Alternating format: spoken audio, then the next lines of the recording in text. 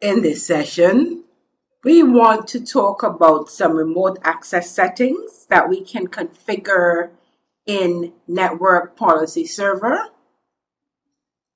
And we're looking at a VPN policy, VPN and dial-up policy. The settings we want to look at are multi-link and bandwidth allocation, IP filters, encryption, and IP addressing. We're actually going to go to the properties of a VPN dial-up policy so that we can take a look at these settings and see how they are configured. We are in our NPS console and we want to look at a policy that we had configured, virtual private network connection, and we're going to right click on that policy and we want to click on properties. From the properties of the virtual private network connection policy, we want to click on settings. And we want to go to our first setting, multi-link and bandwidth allocation. Multi-link and bandwidth allocation protocol, known as BAP, allows us to configure how multiple dial-up connections from one computer are managed and whether the number of connections should be reduced based on capacity. So we have some choices here on the multi-link. We can use the settings determined by the server.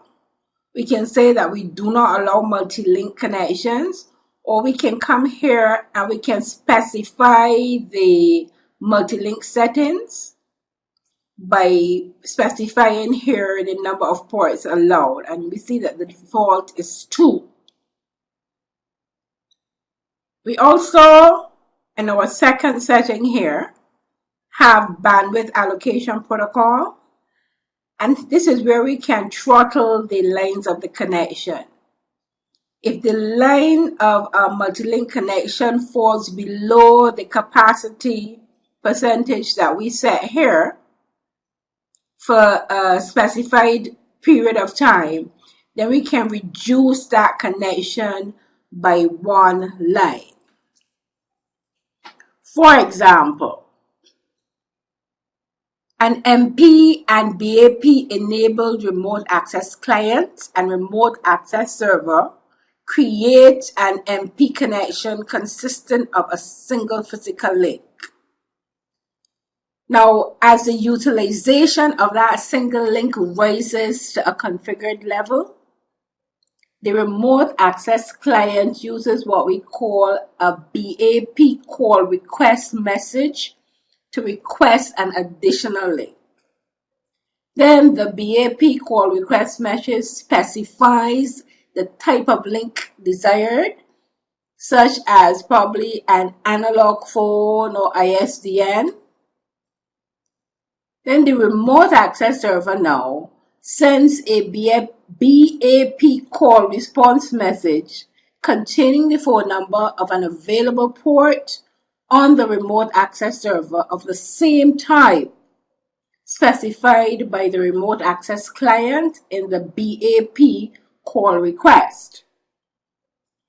Now, when the utilization of the second link drops to a specific level, either the remote access client or the remote access server can then send a BAP link drop query request message to drop the link.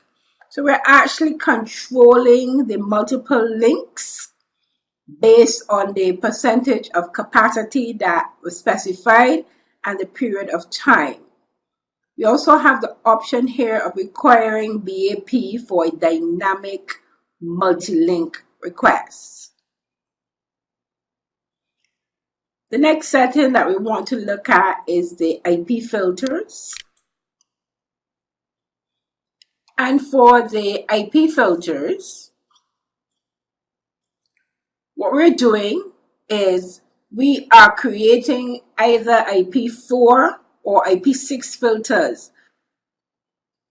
So input filters allow us to filter the packets that are being sent out, because we need to control the IP traffic this client sends out.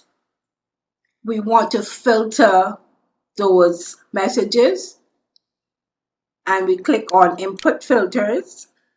Then you need to add a new filter, and you simply type the destination, IP address, subnet mask, and you choose the protocol that you want to use. By the same token, we can configure output filters. You are controlling the IP4 packets that the interface receives. So you would do the same thing. You would click on output filters.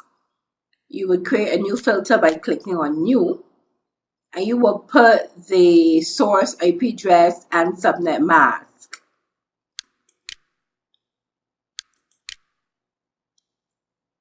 The next setting that we want to look at is encryption. So let's click on encryption.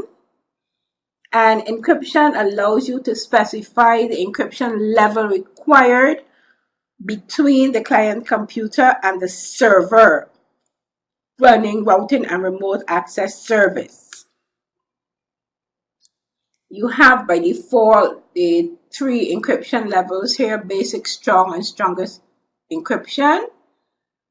You can use all 3 of those, or you can use 2 or 1, or you can say that you want no encryption.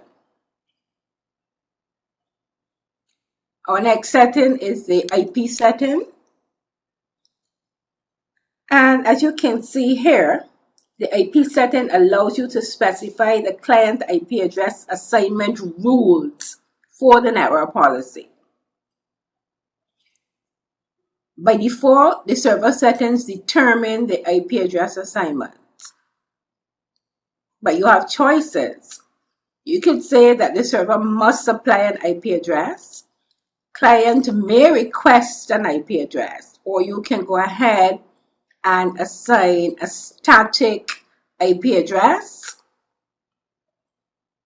And these are some of the settings that we can configure for our VPN connection that was created using the network policy server.